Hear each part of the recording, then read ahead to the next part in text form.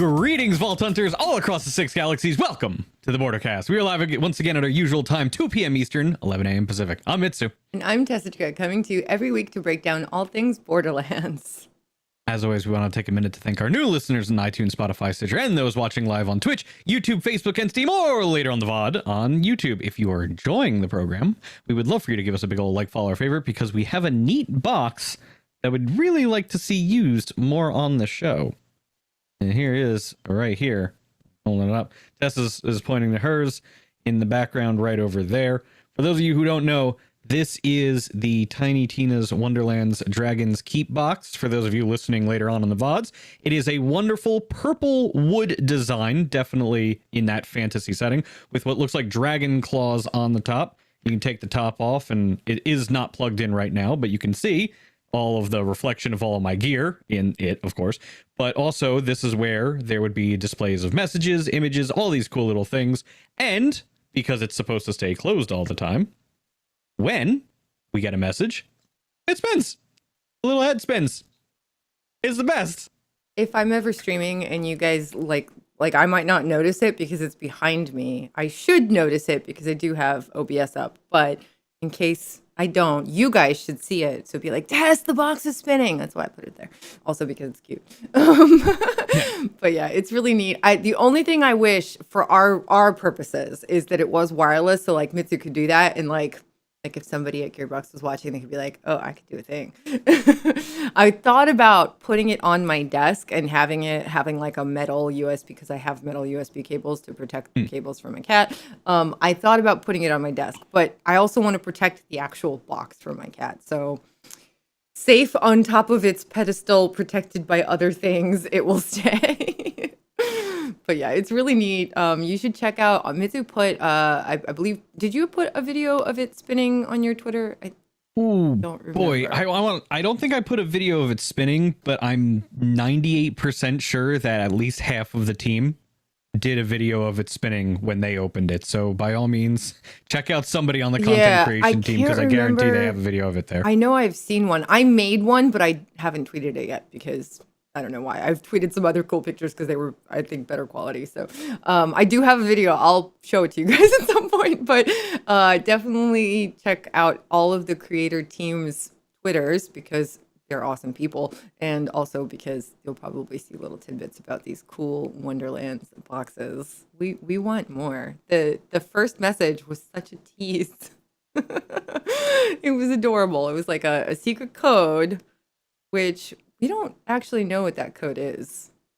So that code...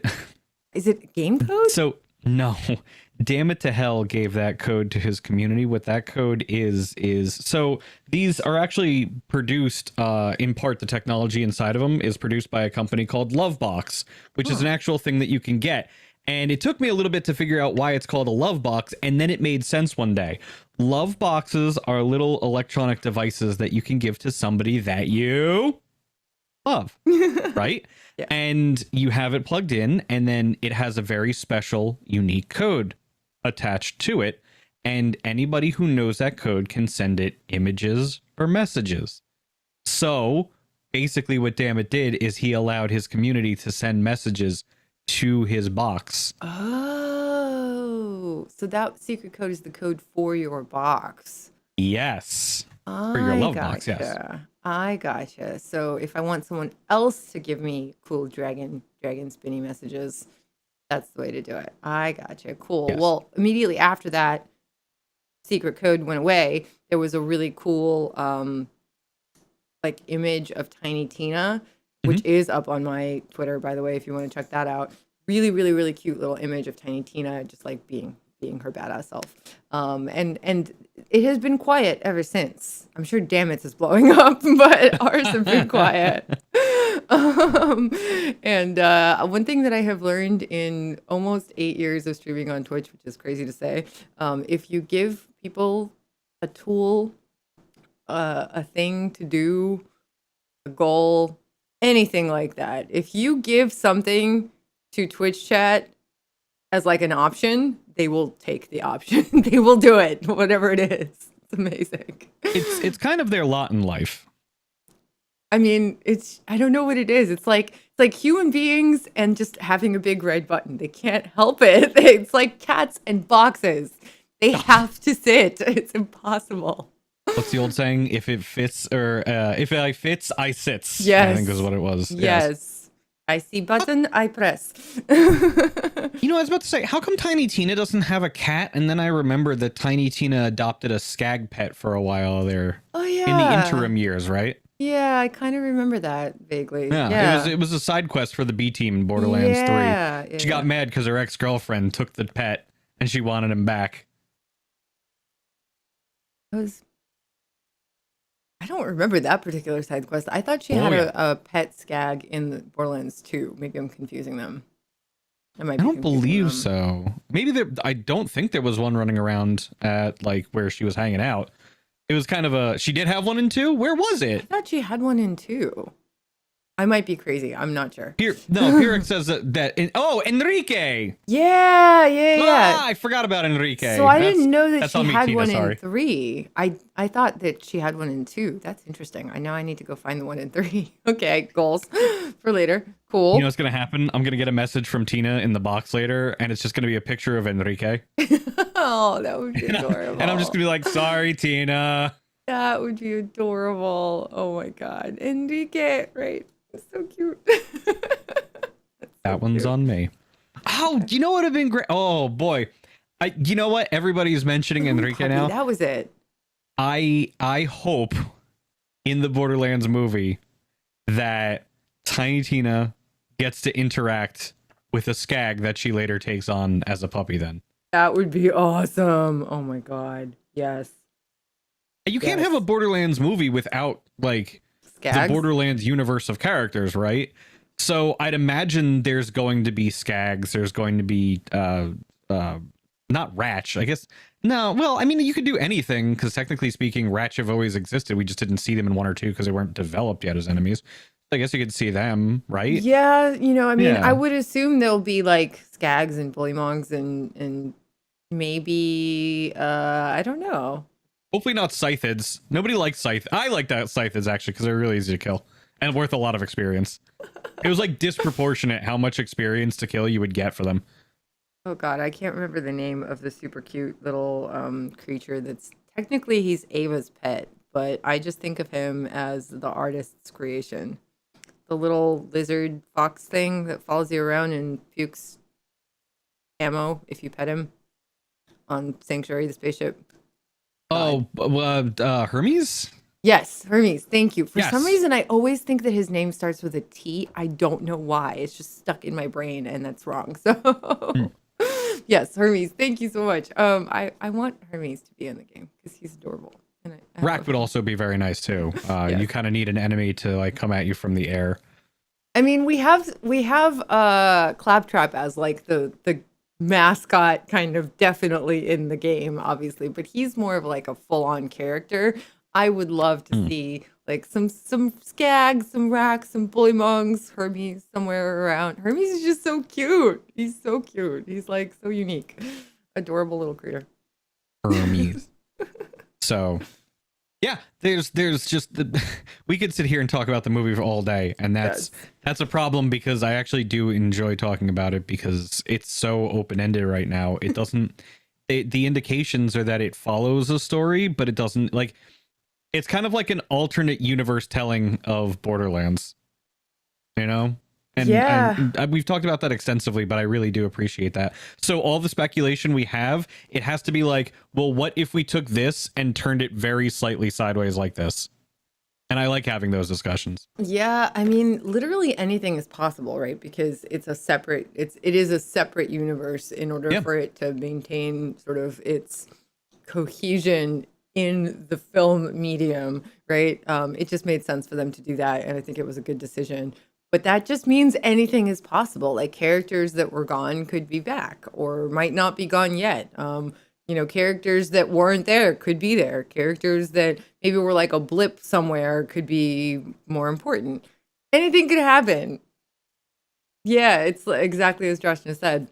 It's like comics versus the cinematic universe of another well-known entity. It's definitely a thing. And so there's so many possibilities. and we could speculate forever. We totally could. I just want more movie news. Okay, that's the truth. I want more. That would movie also be news. very nice. Yes. My one question, and this is actually a lore based question that also relates to the movie, because there are a lot of people out there, and I don't necessarily agree with them 100%, but I understand where they're coming from, so it's not an invalid position. I'm not like, you stupid. No, I'm not saying that either. A lot of people have said that Handsome Jack needs time to rest, right? So what if does that mean he needs time to rest in the games only, and if he were to show up in the movie it would be different? Or does that mean you don't even want to see Handsome Jack on the silver screen? Because that is a very important distinction to actually make here. Yeah, I feel like I don't know. I will admit that I'll be a little bit disappointed if he's not in the movie. But I also wouldn't be completely surprised. That's fair. But I would be happy to see him, even if it's not like I don't know if I want him to be. I don't think I want him to be like a major character, but like if they tease something having to do with him, yeah, that would be really cool. Teasing a possible second movie, as the Masterkin said, maybe this first movie will kick off the Borderlands cinematic universe, which would be so cool. And the BCU. yeah, please let's have that, and also have the WCU, the Wonderlands cinematic universe, because why the heck not? Right. I would love these things. That would be fantastic. And see, this is what I'm saying, and this is why I actually asked this question, because I'm looking over in the YouTube chat, and the YouTube chat's like, don't put Jack in the movies at all. He did his job well. Don't do him dirty. And then, of course, I see over in the Twitch chat, as much as I love Handsome Jack, we need to move forward. Nautical Menace, too much Handsome Jack is too much. Let him rest in peace. But this is what I'm trying to say. Where's, like, does that apply to the movie? In the games, sure. If you want Handsome Jack to rest in pepperonis, let him rest in pepperonis. But if you still love the character and you're not completely sick of him, would it still be okay to see him in the movie? And that's kind of where I'm coming from here, because I'm very curious. 100% that Damon is the Jack. See, and that's what everybody else says too. Who else can be Handsome Jack but Damon? Maybe like a Ryan Reynolds or something like that, but I have no idea. I was trying to respond to a comment in the Twitch chat, and I realized that Twitch had locked me out. I think That's okay. Twitch has been having problems the past couple days, so yeah, it's fine. Totally it's fine. totally fine. It'll be fine. It's fine. Everything's fine. Everything's fine. It's not fine. Oh boy. All right. So, in terms of overall generalized Wonderlands news right now, there really isn't much coming out. That's part of the reason at the top of the show I brought up this box, because I would love to see this box doing something again.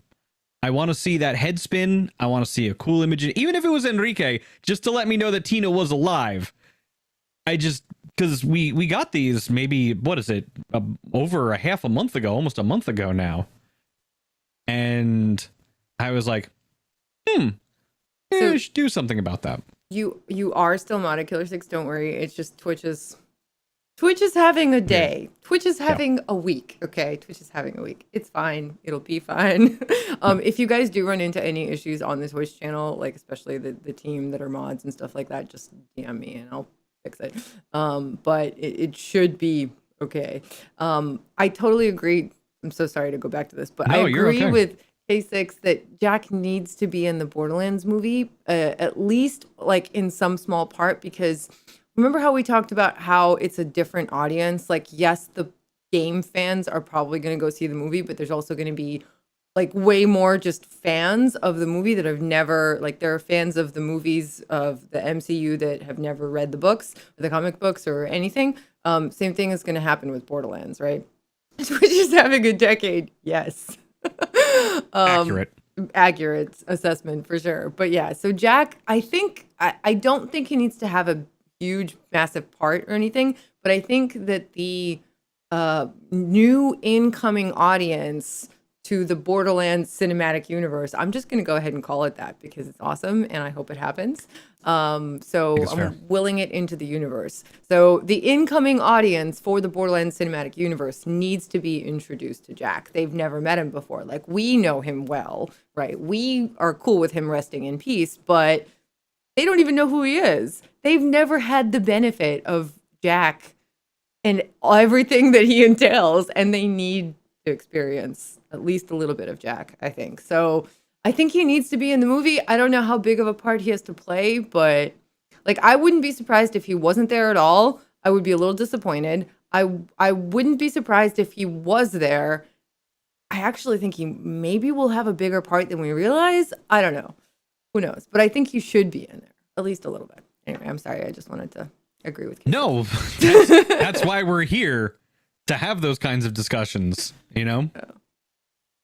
Yeah. I guess that's, well, I don't, Sam Rockwell. Okay, that's actually a good choice. Well, yeah, okay. I don't know. Like, everybody tosses around Ryan Reynolds. You really need a heavy hitting name. Sam Rockwell is definitely up on that list, and he could pull it off with his sweet dance moves. But from that, I don't know. And Killer 6 brings up a good point too. Damian Clark would be perfect as Jack, but here's the problem. And this is the frustrating thing. Damian Clark, as much as he would actually be the perfect Jack, because he should be Jack in the first place because he is Jack, he replaced Claptrap with Jack Black.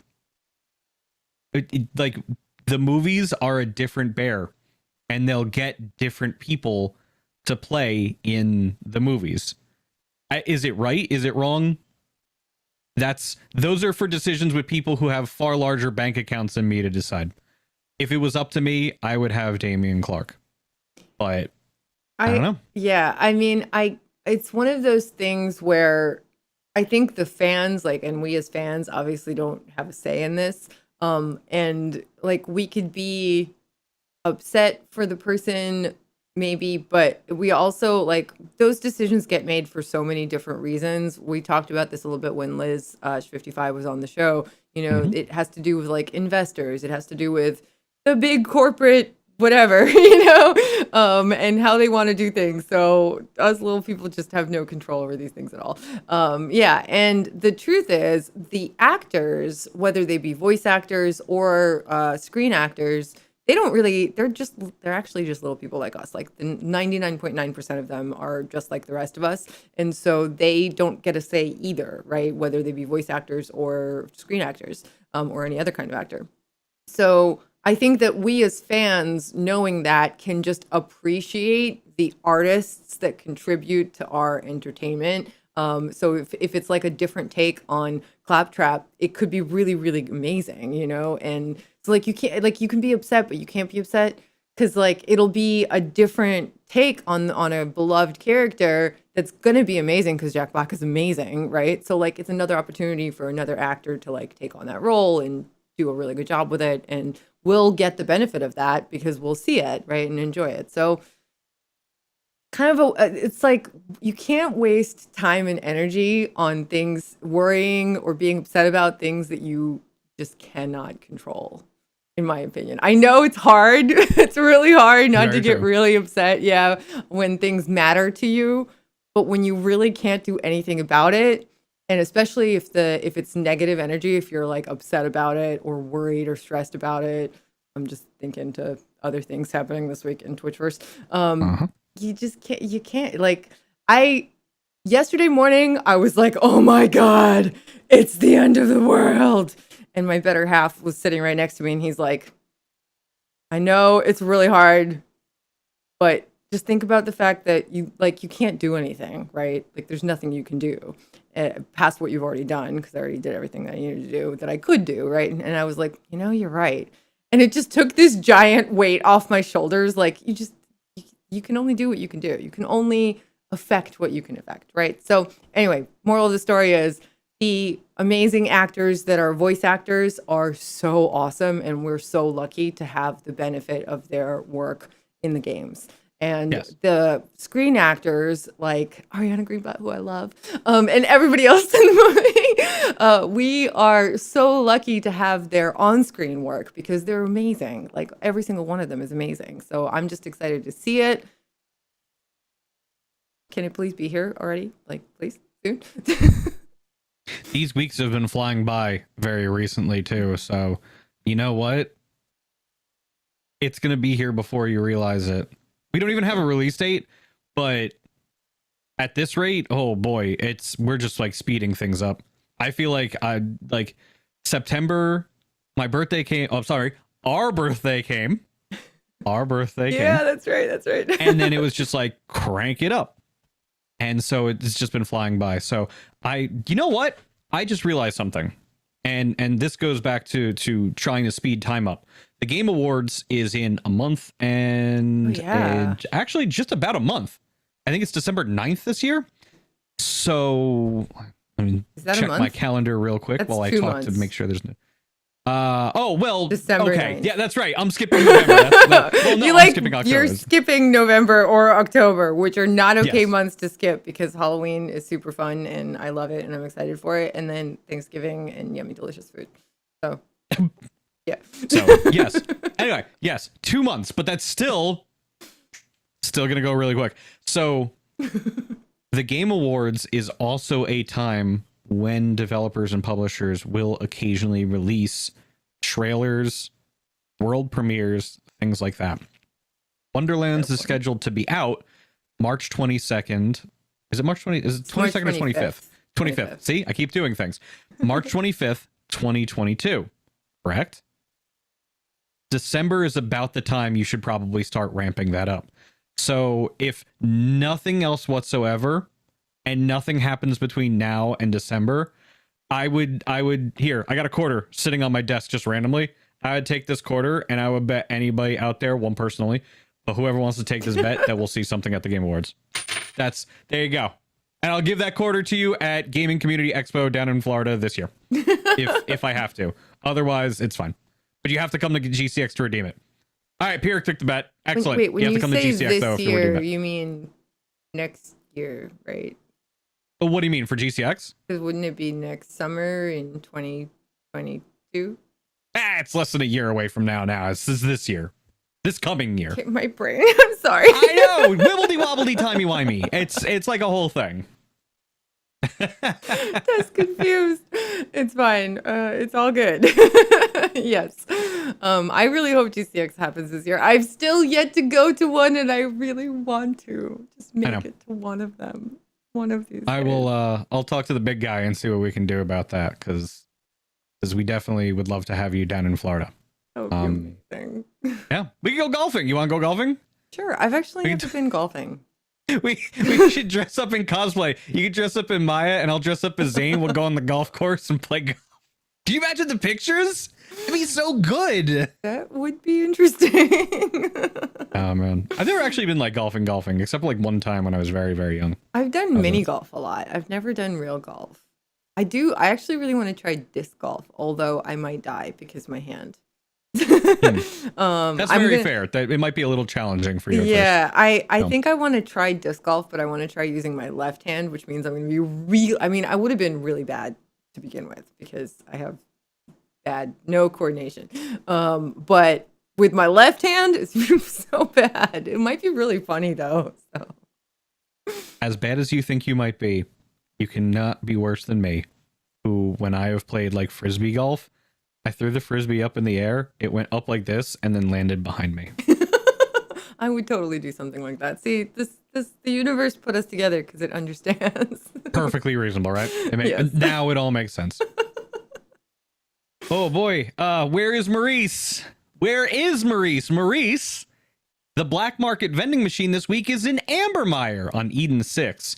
And what is our boy selling? Well, the Surge, a grenade with one of the best taglines ever. Thar she blows. Grenades explode when impacting an enemy is being sold in the vending machine, as well as the Warlord and the Mongol. I actually really like the Mongol. I don't think I've You have the Mongol? I have it. I don't know if I still have it. I don't think I still have it, but I have had it in the past. So I could re-get it if I wanted to, obviously. I don't know if I think I probably still have it on one of my characters. I have a lot of characters. A lot of characters. I probably have it somewhere.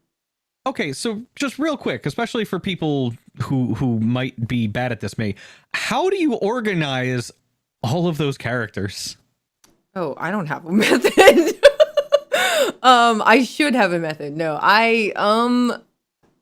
there's really no method to my madness. I think there are other people that have much better organizational methods than I do. I just have so most of the characters that I have that are not my own characters, because I have a ton of characters that belong to the teammates, our creator team teammates.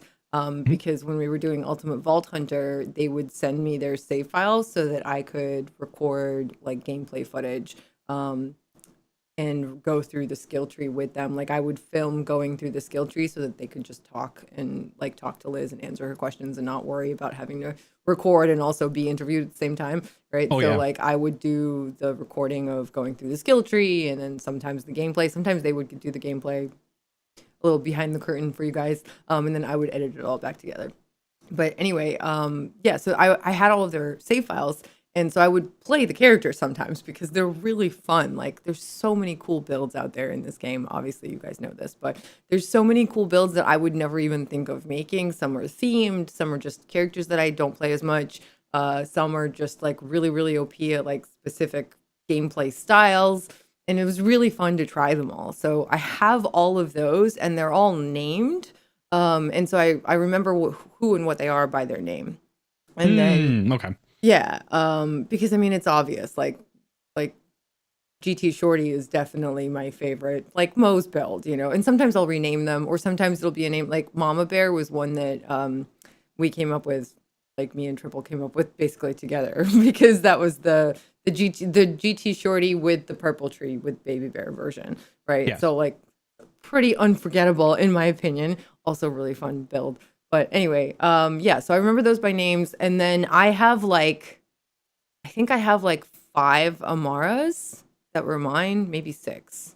There might be a 6. But one of them was like a baby character, and literally she's just called Baby Amara because I would not really level her very high because I would play her with other friends that were like leveling really slowly just because time and life.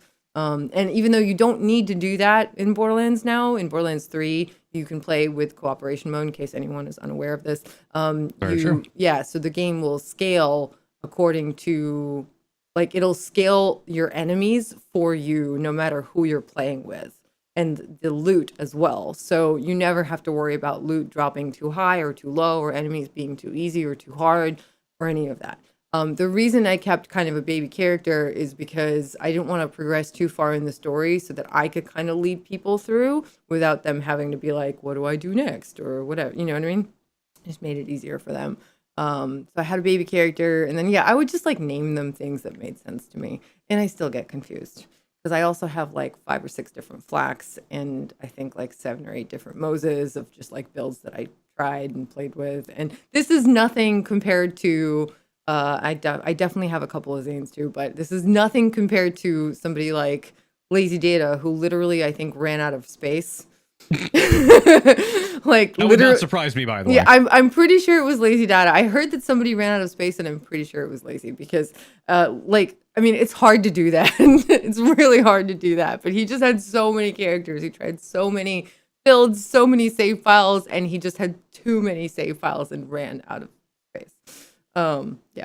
It could have been Jolts. It could have been Jolts. I could see Jolts starting characters over and over and over again. Absolutely. And just not deleting them, just new character, new character, new character, and new it's character. possible this happened to more than one person. It's just, it really takes somebody like super dedicated to have that happen. And I think I just remember reading it on Twitter that it was Lazy, but I might be crazy. So who knows? I am crazy. So You have to be to work here. So yes, the 2K Next Makers program, it's in full swing. Content creators like you watching right now, take notice. I've noticed that there are a few other programs that have come out in the meantime as well, but we were first. We did best. That makes us pioneers. Yar. Oh wait, no, those are pirates.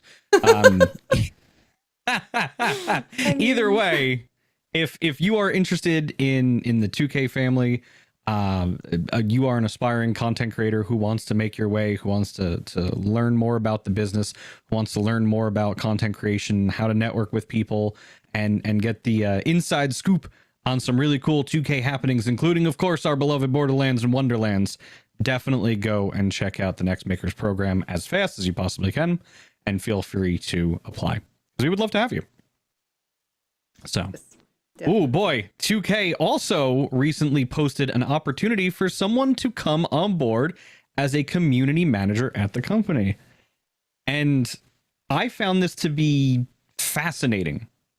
I didn't know up until recently that 2K didn't actually have a community management team, but it kind of made sense a little bit, because I always figured, you know, Gearbox would just take care of those things. It is their game, but you know, there's the publisher side and there's the developer side. So it's just fascinating to me that this was posted. You know, it's not even for lack of that. I'm trying to figure out exactly what that particular person would do, because Noelle and Kyle over at Gearbox, Noelle especially, who we interact with rather often here, whenever she pops up and is watching the show, we love our Noelle. And we love Kyle, and they do such an amazing job, and they take great care of us. It's very interesting to see who's going to join. And I actually want to turn around and ask everybody out there real quick who they would want to see become a community manager, because sometimes, especially lately, community managers do. What are you doing? Nothing. What are you doing? Just pointing in your general direction. You're doing like a Vanna White thing. What are you doing? I'm just hinting that I think you would be a really, really fantastic option for this particular position. Just saying, okay, in case anybody's listening. which first of all, I love you. Thank you. I appreciate you saying that. But there's one of the trends lately has been that community managers every now and again are pulled literally now from the community, because I think we've gotten to a point in the gaming industry where it's not enough to just understand the human psyche. You also have to be in tune with the communities that you're actually managing, because if you don't know anything about the game, people will pick up on it eventually and they'll tune you out. And then if you have no wherewithal, then the community is just gonna be like, all right, well, we don't need to listen to the community manager's joke anyway. So this isn't just related to Borderlands. This is just an industry-wide trend. So I'd very much like to see what happens, and whoever gets picked for the position, wherever they may be, I'm very excited to be working with somebody else, because I imagine that we'll be working very closely with them here on this show and shows that we will be doing in the future.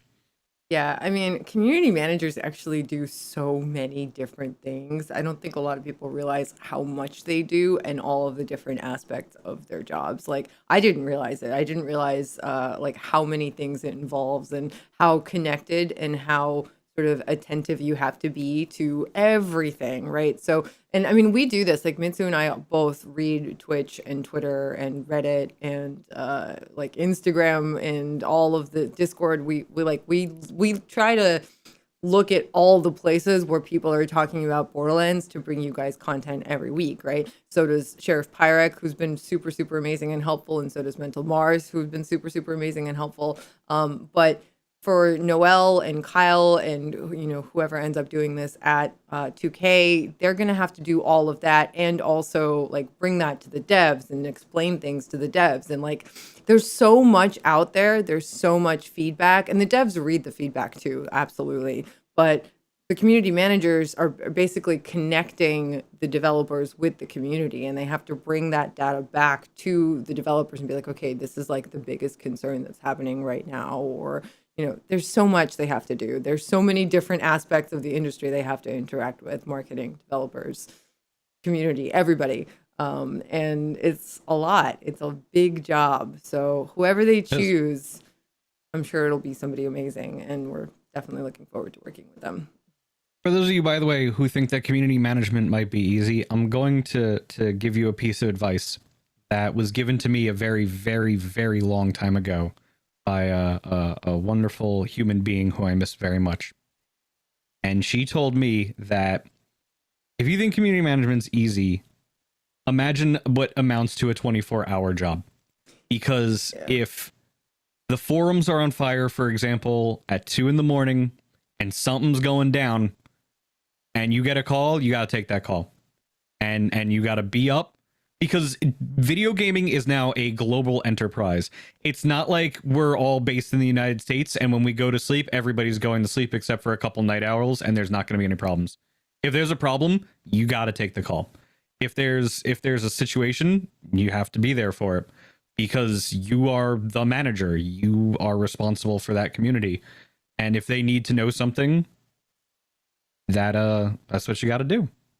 So Yeah, you have to be there for both the community and the developers and marketing and everybody. And you have to be there. And like, I mean, streamers are part of the community, I think, but they're also just like a whole different section of the industry that combines community and marketing, sort of. They're a part of it, right? So you have to also wrangle streamers, which that part alone, I mean, I feel like community managers actually have multiple jobs rolled into one thing, and that's part of what makes it so hard, right? Because just wrangling streamers alone, being like an influencer manager, is insane, and I don't think I would want to do that job, to be honest. Streamers are worse than cats.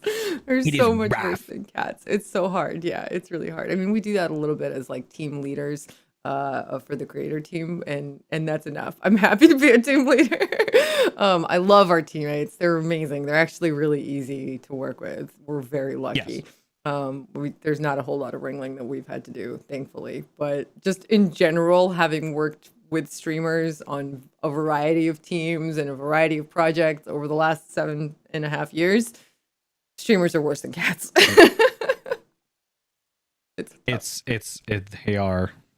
They are. I know, because I am one, and sometimes I wander off, and I'm just kind of like, oh, what's going on over here? It's like, no, you need to be here at this time right now, please. Thank you. All right. Sorry. No, it's true. It's tough. And like, that's only one small little bit of a community manager's job. It's crazy. So, speaking of jobs, by the way, I threw this in at the absolute last second because this is something that requires a lot of clarification. And it is something also that I find to be very exciting. In very special and very awesome news, congratulations to Steve Jones, who was recently promoted to be the president of software at Gearbox Entertainment Company. Randy created a little bit of a diagram, which we don't have to show. I can kind of explain it. Imagine a tiny little pyramid, just a tiny one, just like this big. And at the top, that's Randy Pitchford, who we all know and love, right up here. And then down here is Gearbox Publishing, which is Steve Gibson, the president of Gearbox Software, who is now Steve Jones. Congratulations to him. And Gearbox Studios is still Randy Pitchford. And Randy himself is still, and now elevated to, the CEO and president of Gearbox Entertainment as a whole. So my interpretation of this is Gearbox has expanded so much at this point that they have now split kind of the roles and responsibilities of everything they're creating into 3 separate yet equal entities. And Gearbox Publishing is responsible for the games that they publish, some of which include Risk of Rain, Tribes of Midgard, stuff like that. Then we have Gearbox Software, which I imagine is probably more of the physical development side of things, because Gearbox Studios would probably... Gearbox Studios would then handle more of the actual programming division and gaming side of things. But I could be wrong on that. Maybe Gearbox is actually creating more software than just necessarily video games now. We just don't know about it yet, because that'd be cool.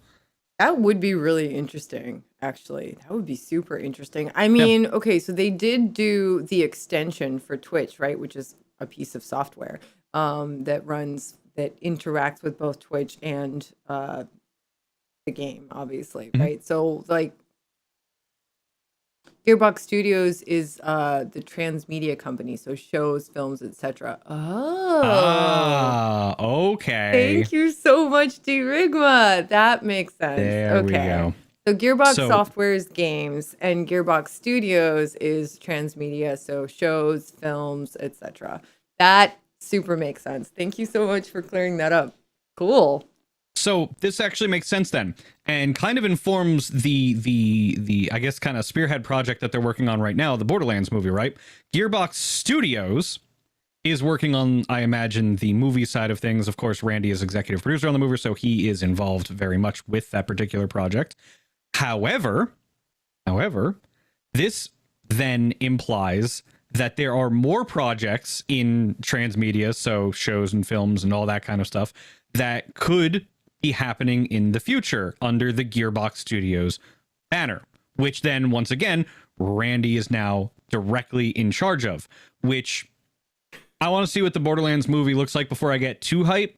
But if the Borderlands movie winds up being really, really good, then it kind of showcases what Gearbox Studios kind of has for their chops and Randy's creative vision for actually creating something outside of a video game, in this case, in the visual medium of film. So then they can use that credential to kind of propel themselves into producing. I saw somebody in the YouTube chat talking about having a cartoon being made. That would be cool. I'm super excited because the word shows is in the chat. That just makes me so happy. I love long form visual media content. Like I love TV shows. I even love when I read books, I much prefer reading like a long series. So the longer, because you could get so much more time with those characters, and visually, like the worlds that they exist in. I mean, Borderlands, one of the reasons I love video games and love Borderlands is because visually the universe is so beautiful and interesting. And I want more of it. So like even 3-hour movie is amazing. And I want to see that because they can do so much in that 3 hours, in a true movie, explosive, like huge, massive scope, right? But in a TV show, they can like show you so much detail for both the characters and their interactions and the visual world. And I want that to be a thing, whether it be a cartoon or a live action TV show or both. That would be amazing. I think an animated series would be incredible. It would be kind of like Tales, but less interactive. But it would just be so cool to see that. I would watch that for sure. Comic books would be amazing too, for sure. But a TV show, like a live action TV show, it's like my favorite thing. I would love to see that. If I recall, wasn't there, it was non-canonical, but there was a Borderlands comic run. It was very short. And I think it featured a siren that was never featured in the games. I can't remember. I never got my hands on it, which that one's on me. But I probably should at some point because it seems like it'd be really, really good. A Battleborn. They did announce a Brothers in Arms series. Mental Mars just put in chat, which is true and really cool. And also, Randy has mentioned that he wanted to do a Battleborn cartoon, which I would love to see that. There were so many incredible characters in Battleborn. That would be awesome. A Battleborn cartoon would be lovely, but I don't know how you go about selling that when Battleborn, as much fun as it was, unfortunately had a couple of pitfalls that really hurt it. But it wasn't the characters. Like it was, no, it wasn't the characters. Definitely not. I don't think you could like bank on selling the cartoon based on the fan base, but there is a fan base and it's bigger than any other game that didn't sort of have like that long kind of longevity because a lot of Borderlands people played Battleborn and really liked it. Yeah, and there was a lot of crossover there. Yeah, and so like doing even like a small cartoon could introduce new audiences to Battleborn and potentially maybe they'll do like a reboot or something someday. Who knows? This is all dreams in my head. That would be cool though. We're dreamers on today's show, it seems. Yes. That's just kind of been where we're at. I don't the whole explanation, by the way, Drigma, that was super majorly appreciated, dude. Yeah, thank you. Yeah, because now a lot more makes sense about specifically what Gearbox Studios' role is. And, now it makes a lot more sense why Embracer basically said, here's $1 billion, go nuts. Because now you have enough to fund all 3 of those divisions and staff them and get them what they need to actually start creating entertainment products. So now I'm really excited again. Because this is exactly what we're looking for. Yeah, and I mean, Randy has said, and this is paraphrasing some of his recent tweets, but he's said that he's really, focused on the scalability of Gearbox and the ability to like do more things and do them exceptionally well and to continue that growth, right? So this is just a part of that. That's Yes. absolutely, it absolutely makes sense because one movie, BCU, Borderlands Cinematic Universe, like one movie is just one movie, right? But they could do so much more, and why wouldn't they if they're, like I already kind of assume that this movie is going to be successful because of all of the talent involved and all of the amazing people behind it. But like once it actually is successful and it's a proof of concept kind of, they can do so much more. And I'm excited for everything that they're hopefully going to do. That's so cool.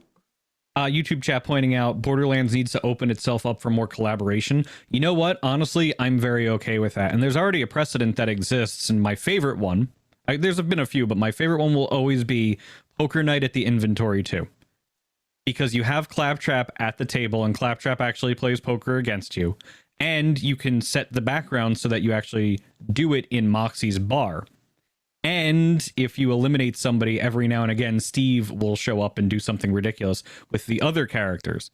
But not only that, if you claim all of the trophies that each of the characters, including Claptrap, at the table have by doing stuff inside Poker Night at the Inventory 2, you unlock special cosmetic items inside Borderlands 2. Is it a huge collaboration? No. But is it a fun little one that also kind of rewards you for playing poker, which is also a lot of fun? Yes, it does, and I would like to see more of that happening cross game. I guess it's cross franchise stuff. I mean, we all like Smash Brothers, right? I'm just gonna rip that band-aid right off there and just say that real quick. We all like that, so everybody loves a good crossover. So I'd love to see Borderlands cross over more with other series of games because it is a widely beloved series in the industry. Yeah, it's known. And people like it. So it'd really be nice for them to elaborate on the product more and get themselves out there. And you never know what might come back into Borderlands as a result. I mean, it's not a perfect crossover, but Doom music, like one note of it plays whenever you fire the Hellwalker, right? Yeah, yeah. So like, all right, I'll take that. Yeah, I mean, it's like little Easter eggs, but it makes it, I mean, if you're a fan of whatever the collab is with, it just makes you feel good, right? Because you're getting, it's like an Easter egg almost. You're finding these little tidbits of your favorite thing in your other new like fun thing that you love, and it's just a really nice feeling. So absolutely agree that would be cool. More collabs like that. I know a ton of my community that were really into like Sea of Thieves really enjoyed that Borderlands collab that they did. That was nice. Oh yeah, that recently happened too. That was a really nice crossover. Yeah. And it makes me wonder if maybe we could get something from Banjo-Kazooie maybe in Borderlands. Could we do that? Go the other way? Are we allowed to? Why? I love Banjo-Kazooie. I love Borderlands. That's cool. I don't know. Maybe have a gun that when you shoot it, it shoots eggs and it makes Kazooie sound. That would be adorable. I would be down for that. That would be adorable. Yeah, D-Rigma in chat just saying that Gearbox is absolutely growing a lot aside from software publishing and studio. They also have their new Quebec studio and the brand new Montreal studio, and they're just getting started, which is so cool. Yeah. Really cool. It's cool to see that. By virtue of that, that means that we here at the Bordercast are just getting started too, because there's so much more to cover, including Wonderlands. I wish we had more news. I know a lot of people were very hungry for Wonderlands news this week, but a lot of it seems to be tangentially related to Wonderlands. The restructuring at Gearbox actually is a really huge deal to see what will shape Wonderlands and Borderlands games to come. I wish we had more solid stuff about what actually is going into the game, but honestly, there really hasn't been much yet. And that's why I'm saying we have to look ahead. We have to look to December and keep our fingers crossed that there will be more information there. Because that's, as far as I recall, I think that's the next big gaming event. And then after that, I think, what is it? Assuming PAX East happens in person, you'll have PAX East, and then it's March 25th. So game's out. Yeah. You know? Oh man. I don't know. I have no idea what's going to happen with PAX East. I honestly feel uncomfortable like thinking about it because things are still so up in the air. Please get vaccinated. I'm just gonna put, this is just for me. This is totally just okay. Anyway, yeah, I feel uncomfortable going to a lot of places. You know, I feel uncomfortable flying. I feel uncomfortable going to conventions still, like, and I think a lot of people feel that way. You know, and it's like, I think most of us, not most of us, but a lot of people have sort of gone back to normal, except we're wearing masks everywhere, and that's good. But is it really safe? We don't know. Things keep changing. I mean, and everybody's going to make their own best decisions about what's best for themselves, and nobody, you know, can really say otherwise. But I feel like with a convention, it's just asking for trouble, you know, because it's a whole lot of people from a whole lot of places flying in and being in this small space together, even masked, right? And so it just like makes, I don't know if it's like fear from the last 2 years that makes me feel so squirmy about it, but it does. I would feel better if it was outside, which you can't do in Boston in the winter. It's freezing. But you can do in Florida in the summer. I mean, I guess I could wear my ski gear. I would go. Cool. I would feel better going if it was outside, even if it was in the winter. I don't know, but everybody else ski mask for that. That's true. I mean, yeah, I would almost rather they do like a virtual convention, you know, because also like PAX West happened and it was like, I mean, you went. It was kind of not. You know, I think a lot of companies are still hesitant to also go and like showcase things and for the same reasons, right? Nobody's really sure yet if it's safe to do these things. You know, and we don't know what it'll be like in March. I hope that it's better. I hope that like the numbers are so low that it actually is totally okay to, you know, go and have a convention. And it feels okay to go and have a convention. I don't know if it will be at that point yet. We'll see. Yeah. Ooh, yeah. We'll start wrapping up in 1 second, but Mental Mars brought up a really good one. Bring back Gearbox Community Day. I'd be in for that. Yeah. I would be very in for, you know, when safe, bringing back Gearbox Community Day. I was not able to attend, but I remember several years ago, Admiral Baru attended because he happened to be relatively local. Texas is very relative when we talk about, oh, you live in Texas? Where? Well, you know, it's kind of a big state. So, yeah, he happened to be relatively local and showed up there. And they had two people, I forget who the two interviewers were that were walking around. And they walked up to Baru and we all lost it because we all knew who he was, right? We're watching it. We're all like, dude, it's Baru. We love you, bud. And we're so happy that he was representing the streamer community like 7 years ago when we were all just getting started. We were like babies. And they walk up to him and they go, oh, what's your name, sir? And he goes, Baru. And they look at him and they go, Ballroom? Your name is Ballroom? And then we just started losing it because we're like, no, how do you not know who Baru is? Even though I say Baru, it's actually Baru. But wait, it was Mikey? Please tell me he did that bit on purpose then. I can see Mikey doing that on purpose. I thought it was somebody else who did the interviews, but I don't know. Yeah, I mean, Community Day would be really, really cool. I loved it. Yeah, I really want to visit where Gearbox is and just like do a thing there. That would be really.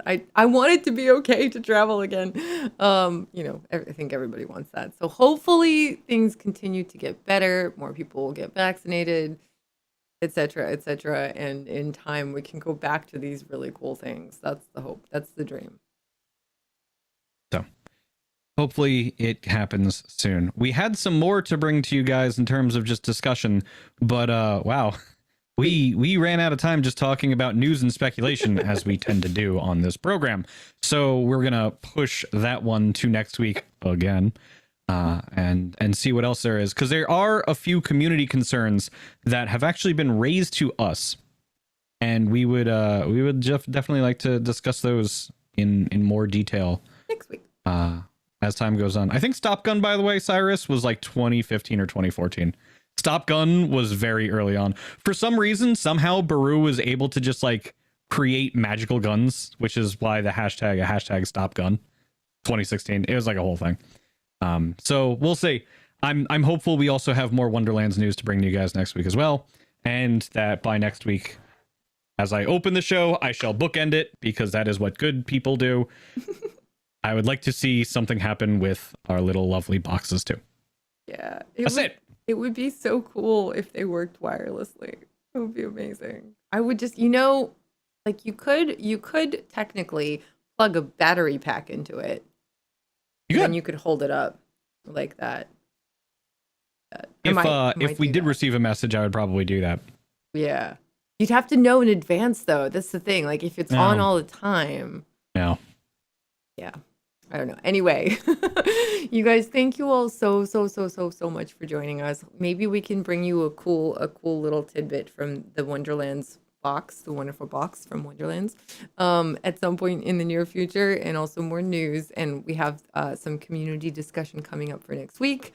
And we really appreciate all of you guys joining us this week. If you like the show as much as we love doing it, we would super appreciate it if you'd subscribe on YouTube, hit that like button. Make sure you have notifications set up on Spotify, SoundCloud, iTunes, TuneIn, YouTube Music, and Stitcher, where the podcast is available basically on every single platform. If you just prefer to listen, it'll be up probably later today or tomorrow for you guys. So make sure you check that out. And thank you so much. We're here on Twitch and YouTube and Facebook and Steam every Thursday at 2 p.m. Eastern, 11 a.m. Pacific. Tess, where can they find you real quick? Tess Games on Twitter and Instagram, Tessichka, Tessa CHKA on my channel, and I'm also on Table Story doing a Rime of the Frost Maiden tabletop RPG D&D show every Friday at 5 p.m. Eastern. The channel is Table Story on YouTube and Twitch, and I am starting a new show this coming Monday at 2 p.m. Eastern or 7 p.m. Pacific on The Wandering Inn. It's The Wandering INN. That show is going to be called Drifting. It's a space tabletop RPG. It's going to be really cool. So that starts next week. If you'd like to get in on the ground floor, so to speak, the very beginning of a new tabletop show. You're really like prepping for Bunkers and Badasses, aren't you? Yes, I'm so excited for that to be here. Oh my god, this is like these things are all feeding my soul until Bunkers and Badasses gets here. Okay. Mitzi, where can they find you? Yes. Oh, me. Right. Yes. Twitter.com/Mitsu Show, MITSUSHOW, where I tweet a lot less than I used to, but that's fine. When I have more to tweet, I will, especially when there is stuff for me to get mad about. And of course, twitch.tv/Mitsu, MITSU, in the event that I stream, which I did the other day. It was nice to be back. We'll see what happens. No promises. But I love you guys, so you never know. All right. On behalf of Tess, myself, and the entire content creation team, and everybody at the Next Makers Program Initiative, thank you so much for joining us as you do every single week. Now go forth and make some mayhem.